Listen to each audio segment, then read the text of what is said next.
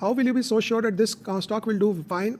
What parameters will you consider? Example, one of the textile stock which you told to accumulate. हाँ देखो, वो जो आप textile stock की जो बात कर रहे हो, जो हमने accumulate द बेस्ट में दिया था BM फोकस्ड में, आपको पता होगा BM फोकस्ड में पिछले 2-3-4 महीनों से काफ़ी स्ट्रॉन्ग रिकवरी आई है, जहां हम जितना इंडेक्स के जितना रिटर्न था वो हम काफ़ी कुछ रिकवर बैक कर रहे हैं और ऊपर बढ़ने की चेष्टा कर रहे हैं वापस। बट कई बार क्या होता है, आपको एक चीज़ समझ में आती है कि जैसे फॉर एग्जांपल हम लोग बोलते हैं resource will never go out of fashion. मतलब कोई बोलेगा कि मैं स्टील बनाता हूँ, तो बोला यार क्या यार स्टील बना रहे, इतना कॉम्पिटेटिव बिजनेस है, तुमको मन चाह प्राइस नहीं मिलेगा unless you are JSW steel, तुमको कॉम्पिटिशन में लगना पड़ता है, तुमको टेंडर भरना पड़ता है, लेकिन steel will never go out of fashion. There will never be a situation जब आदमी बोलेगा मैं जी स्टील नहीं यूज़ कर रहा, मैं प्लास्टिक यूज़ कर रहा हूँ, बिकॉज प्लास्टिक कभी स्टील को रिप्लेस नहीं करती, स्टील का रिप्लेसमेंट सिर्फ स्टील है। तो इसीलिए कई बार आपको ये पता रहता है कि अगर आप ये टेक्सटाइल स्टॉक ले रहे हैं, अगर कोई यान बना रही है कंपनी बेसिक, जिसको हम बंगाली भाषा में बोलते हैं पाती यानेर कथा कोच्चे, मतलब यान की बात कर रहा है, यान तो क्या यार ऐसे कहीं से ही मिल जाएगा। तो यान में कोई भी उसमें एक्सक्लूसिविटी नहीं है, कोई प्राइसिंग पावर नहीं है, लेकिन उस यान से अगर मैं लुई विटॉन के अगर टी शर्ट्स बना लिया, शर्ट बना लिया, अरमानी के शर्ट्स बना लिया, टी शर्ट बना लिया,